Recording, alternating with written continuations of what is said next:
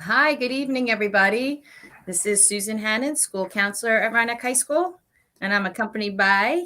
I'm Andrea Katz. I'm one of the special education teachers. I'm the education testing coordinator.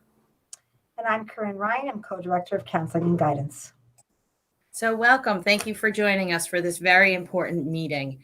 As you know, part of the college process is an application, and part of that application has in the past involved testing and has required at most schools either an SAT or an ACT test as part of the process.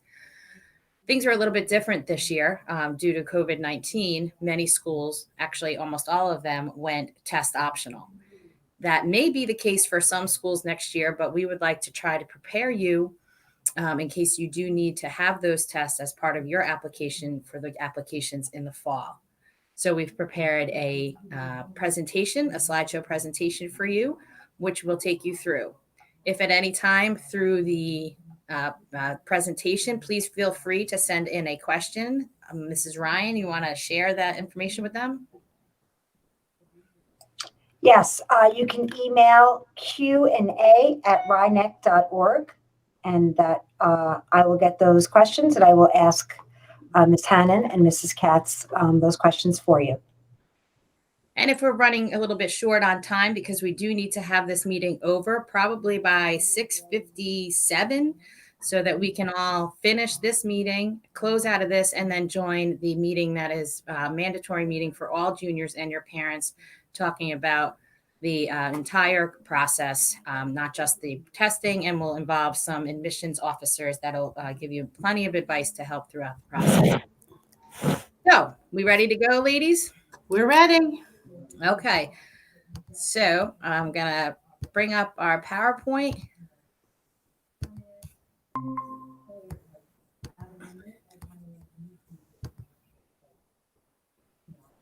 Okay, Mrs. Katz, can you see that? I can. Okay, great. So here's the agenda. Mrs. Katz, would you like to review the agenda? Sure. This is the agenda for our accommodation meeting. We've introduced ourselves. We're going to be going through and explaining some of the handouts that compare the ACT versus SAT. Those handouts have been sent to you in an email, so you have them available. We're going to show you the dates for the national testing for both the ACT and SAT. We're going to explain for ACT purposes the difference between national and school-based testing. We're going to go a little bit through the process, explain some of the test prep options you might have, and some of the supports that you might be looking for when you head off to college.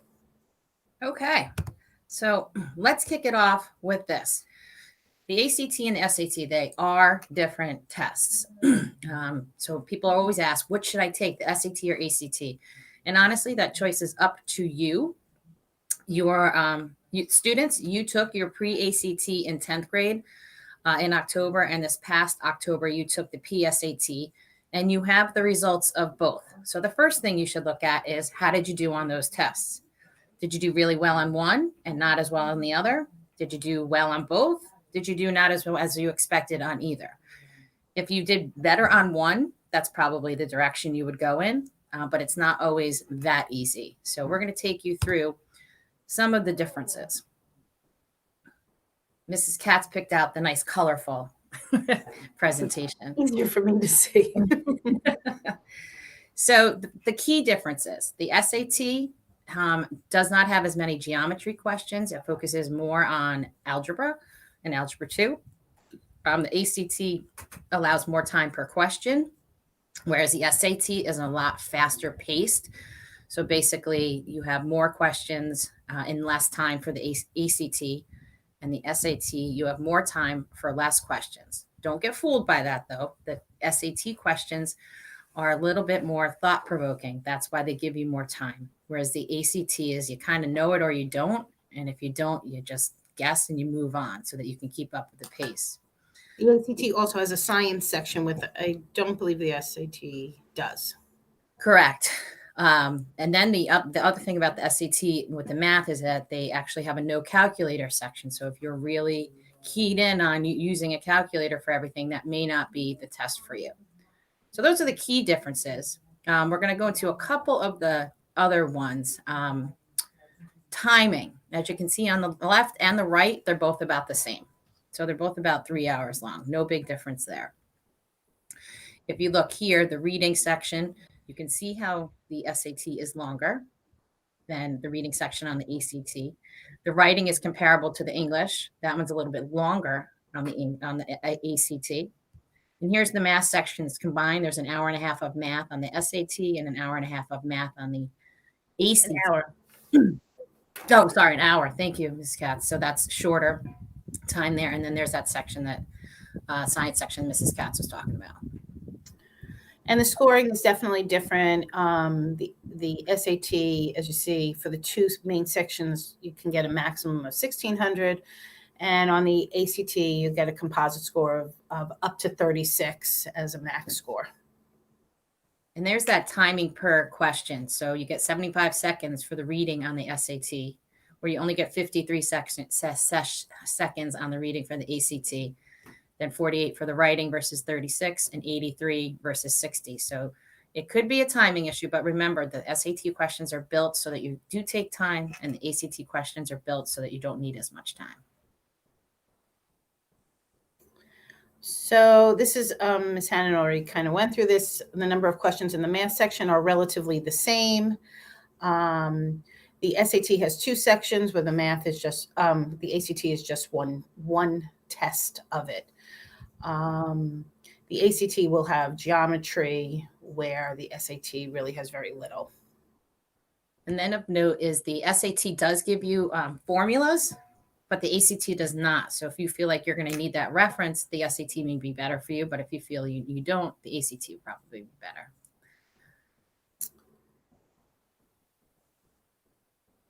Okay, the reading section. There's more vocabulary on the SAT than the ACT. So you have to think about what built up your vocabulary is.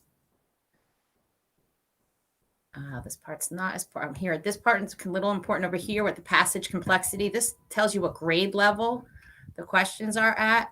And the average grade level is 13.5, which that's halfway through your sophomore year in college. That's how difficult these passages could be from the SAT, where the ACT is halfway through your freshman year. I think I did that. Halfway through junior year, excuse me. That can make a difference depending on your reading level. And if you look in the number of passages, the ACT is one passage less. So if reading, is not your strength, maybe one less of that might be something you're looking for. And then that timing piece is important too. How long can you hold your focus? If you're someone who needs to take a shorter snippets of tests, you have to keep that in consideration as well. This is about the same on both. And this last chart is very helpful to decide which one you may want to take. The scores on the left-hand side are SAT, and the scores on the right are the ACT. There's no such chart to compare the PSAT to the pre-ACT, but this should be helpful enough. So let's just say you got a 1160 on the SAT. That's comparable to a 24 on the ACT. So just pretend those are your PSAT scores, and that should help you. So if you get a 27 on the ACT, but a 1030 on the SAT, that means the ACT is the better test, and vice versa. If you get a 1230 on the SAT and a 20 on the ACT, you can see that the SAT would be a better test. Okay. If you have any questions about any of that, please feel free to toss them out. Any questions, Mrs. Ryan? There are no questions at this time. Thank you. Thanks. The one thing that the other thing on this slide, you can download. It was sent in your packet to download the consent forms. If you are looking for us to apply for accommodations, there are two consent forms. Here's the ACT one. There's also one for the SAT that we need you to sign and either scan and send back or sign and send in with your student, because we really can't release any kind of confidential information about testing or IEP or 504 without your consent. Okay, before I move to the next slide, some people ask when we should take it. And rule of thumb is after you take Algebra 2 class, that's when you should be taking your first test, or so actually towards the near of the end of the course. So if you guys are in Algebra 2 this year, you probably should be waiting to take either the April, May, or June, preferably the May or June test. And let's take a look at that. So these are currently the testing days, the national testing days moving forward. Again, because of this unprecedented time that we're working in, some of them in the past have gotten canceled or postponed or pushed, but these are the dates that we have as of now. I would say for the ACT, what we like to see usually is people who are applying for accommodations strive to take their first test, either that April test, maybe the June test, but we are getting close to finals and regions, so that might be a little tight time. So that would be something that you would want to discuss with your counselor. If you want to apply for accommodations, sooner is better, because if we need to send in some sort of more testing or more information, it just gives us a cushion of time. Because once those accommodations are approved, you have them for no matter what test you apply for moving forward. And in case it's not clear, because we have applied for the accommodations already for the College Board, we don't approve accommodations for the testing agencies do. And that's what Mrs. Katz is referring to. We've got to get this information to them so they can make a decision and let us know.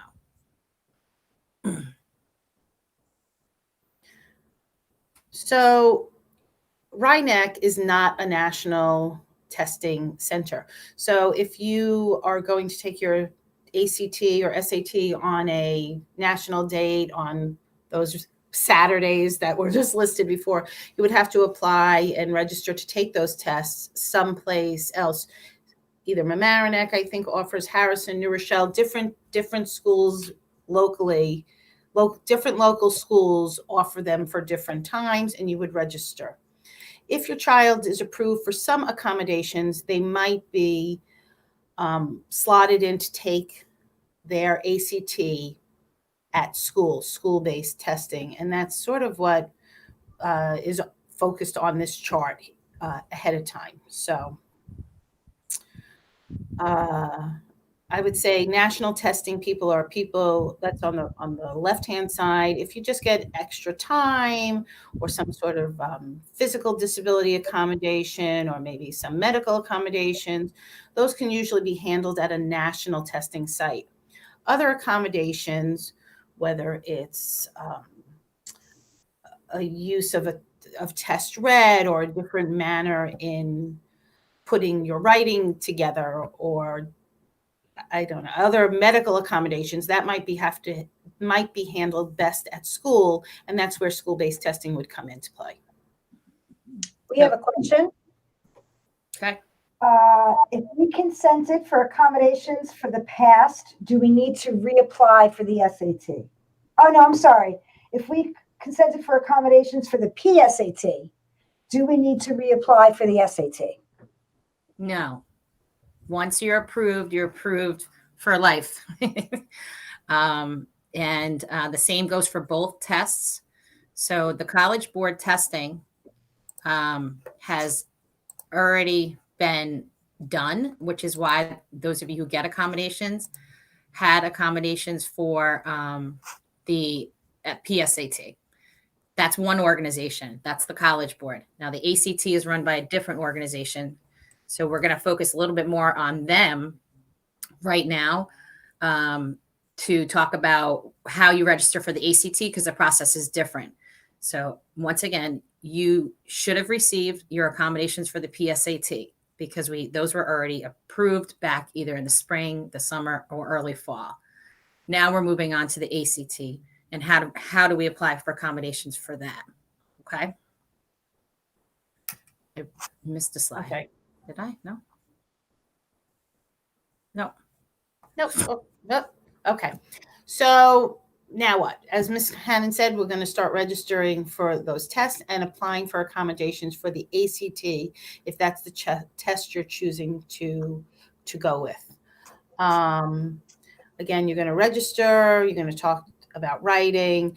through College Board. That's already been done. And then you're going to start preparing for your tests. So for the SAT, like I said, you've already been approved or not approved. If you need additional accommodations, those do have to get approved. So for for those of you who choose the SAT, you very simply have to go to the College Board website, create your account, and then at one point it asks, are you a student who is seeking who has accommodations? And you will indicate, yes, I do, and it'll take you through the process, and it will tell you if you will be national or school-based testing. A little more goes into it for the ACT. Right. So since you haven't applied for accommodations for ACT, it's a little bit more involved. You go to ACT website. The link is on this form. Okay, it's my.act.org, but I would just use this if you want, or you can just Google it. It's fine. You'll start filling in your information. They'll ask for your school information, your basic personal information, but then at some point you're going to find an area where it says, are you seeking accommodations or to test with accommodations? And at that point you'll check off yes, and it'll start going through the process of where they'll ask for consent, or have you sent consent to your school to send in your confidential information. We also at school will then get, an email from ACT that somebody is looking for accommodations. And then that's when we need to start inputting your testing and your 504s and your school-based plans and your IEPs in order for ACT to approve accommodations. And we will get the results as a counselor and Mrs. Katz as well. And once we get those results, we will let you know what they are. If they don't email you directly, the College Board did email you directly what the result was. So that's another difference. So a really cool website, which is very different this year due to the pandemic. This www.FairTestorg. If you go over here, it says, see the searchable database of schools. This is going to tell you the schools that don't require testing. Okay, it's sorted by name, or you could sort it by state. However, this is as of the 18th of December. This is going to continuously change as the year goes on. And as the year goes on, schools may drop off because they are going to go back to requiring tests, and other schools may add on. But there could be a drop in this list. So this is updated very often. The people in charge of this website are very up to date and want, they call it fair test because they're not in favor of testing. So they like to keep it up to date so everybody knows where to apply if they're not required. This year, probably over 95% of schools. Actually, that's probably high. But most schools went test optional. Next year, probably out of those probably at least half will continue to be test optionals. But again, we would like you to be prepared for and have some testing if it's possible to test so that you have it for your application. And then you could decide if it's an optional school to just send in your scores or not. Now, this is a list of test prep companies. They are in alphabetical order. They are not in recommendation order. And that's because I personally have never done any test prep with these companies. Have you, Mrs. Katz? I personally have not. So we can't really make recommendations. We can just tell you who our students have used, because we do ask our seniors if they did any test prep with a company. Notice at top, though, free. The ACT has their ACT Academy, and that's free preparation for the ACT. The Khan Academy is through the SAT, and that's free. And the Mamaroneck Library also has some free opportunities. You just have to kind of check in there. Now, the Mamaroneck Library may not have this right now because of COVID, so you have to keep an eye on that. But the Khan Academy and ACT Academy are online, as are most of these other test prep companies. Do you need to prep? Yes. Do you need to pay to prep? No. You can work with a company. You can buy a book. You can go on to some other online resources. There's lots that you can do that you don't need to pay. But we just wanted to give you this list, and then other people do use private tutoring. And like I said, plenty of people do this by prepping on their own.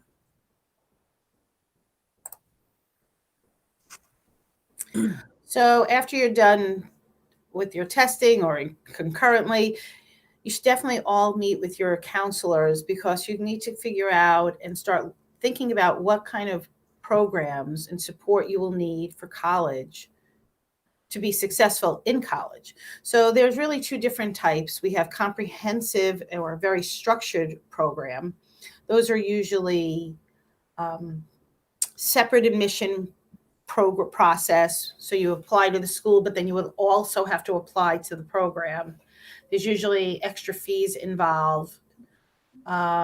But you will have somebody there who who monitors your progress, kind of an advisor or kind of like a resource room, equivalent, or a guidance counselor equivalent. But in college, they definitely have a limit number of kids that they accept, and because of the low student to staff ratio that they're trying to keep. Then there's also some self-directed services. There's usually no kind of admission process. It's usually free at colleges, but it is self-directed. So you have to know when you need help and kind of go through the program on your own. It does often coordinate with an Office of Disability at your schools, but you really have to learn to advocate for yourself for those programs. So students really need to know their strengths and what they're looking for. Again, this is something to discuss with your counselor in your one-on-one conferences. Which we will talk about in the next meeting. We'll be talking about how to schedule those one-on-one conferences. And within these programs, understandably, there's not as many comprehensive structure programs as there are coordinated and self-directed. I would say almost all schools have the coordinated or self-directed programs. However, they look differently. Some will have a big office, like our school counseling office here, with different people around and different, people to help you and different resources. And others may be just one small room with an administrative assistant who will direct you to what you need to do. So it's important to find out what these programs look like, both physically and online, and talking to the people in charge of these programs as you go through the admissions process. Because again, you may have to apply separately if you're doing the comprehensive, or you can work it out later with the coordinated, but you don't want to go to a school without knowing what services there are, again, depending on self-monitoring your own program. Mrs. Katz, do you have anything else that you can think of to share? I don't, but I know this is kind of odd being online. So if you have any questions and you need to kind of go through, or you want to call or, email us, again, Sue Hannon, Andrea Katz, you can, definitely email us, we'll call and set up and figure out what we need to do next. We have no more questions on the email either. Okay. Okay, well, thank you everybody for joining us. Please take a minute to use the restroom, have some more coffee, maybe finish that last bites of dinner, and sign off of here and sign into the next YouTube video, which will hopefully enlighten you more as to the process, give you some good advice for what to do during the admissions process. And as always, you can email us, as Mrs. Katz said, and we'll answer any questions that maybe you don't have tonight. Remember, you can email them overnight. We won't answer them right away because we'll be sleeping, even though you're not, because you shot up in the middle of the night like, oh, I should have asked this. So feel free to do that, and we'll get back to you hopefully within a day and answer your questions. Okay? So thank you very much for joining us. Bye-bye now. Bye-bye. Bye. Bye.